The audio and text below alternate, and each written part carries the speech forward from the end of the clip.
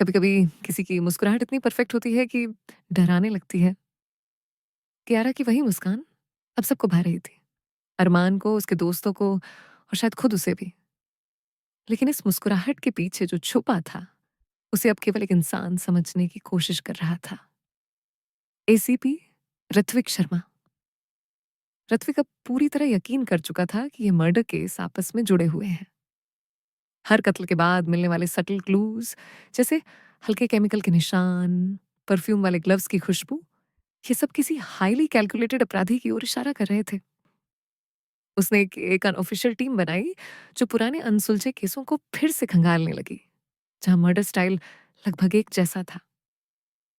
उधर क्यारा का दिल अब दो टुकड़ों में बंट चुका था। एक तरफ उसका अतीत, जख्म और वो गुप्त इंसान जिसने उसे एक मिशन सौंपा था, और दूसरी तरफ अरमान की मासूम मोहब्बत जो बिना किसी शक और सवाल के उसे अपना बना चुका था।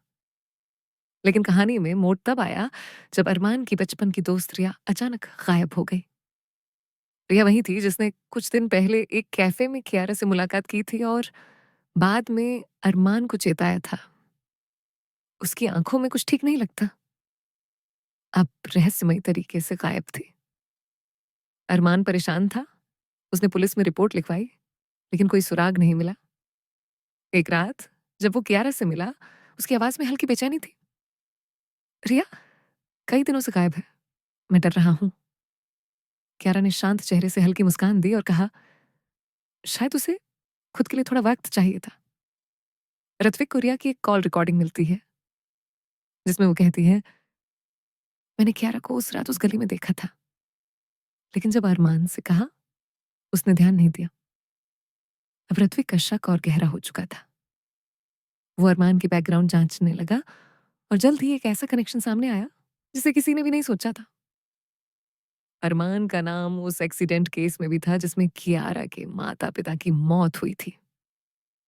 तब वो बहुत छोटा था, लेकिन उसका परिवार उसी जगह मौजूद था। अब सवाल ये था, क्या कियारा अरमान को इसलिए मारना चाहती है, या फिर वो खुद किसी बड़े खेल में सिर्फ एक मोहरा है? तभी उस रात के सन्नाटे में कियारा एक पुराने वेयर हाउस पहुंचती है। अंधेरा, सन्नाटा, और वहां मौजूद एक परछाई, वही रहस्यमय इंसान जो उसे लगातार फोन पर निर्देश देता रहा है। वो आवाज गूंजती है, रिया को हटा दिया गया है, लेकिन अब तुम कमजोर पड़ रही हो कियारा। मोहब्बत तुम्हारे प्लान को तबाह कर देगी। कियारा धीरे से पूछती है, तो क्या अब अगली बारी मेरी है? वो परछाई हल्के से मुस्कुराती है और कहती है, शायद, या शायद तुम सिर्फ एक मोहरा हो और असली खिलाड़ी कोई और है। जब तक हम मुस्कुराहट के पीछे नहीं झांकते, हम कभी नहीं समझ पाते कि चेहरों के पीछे कौन खेल खेल रहा है।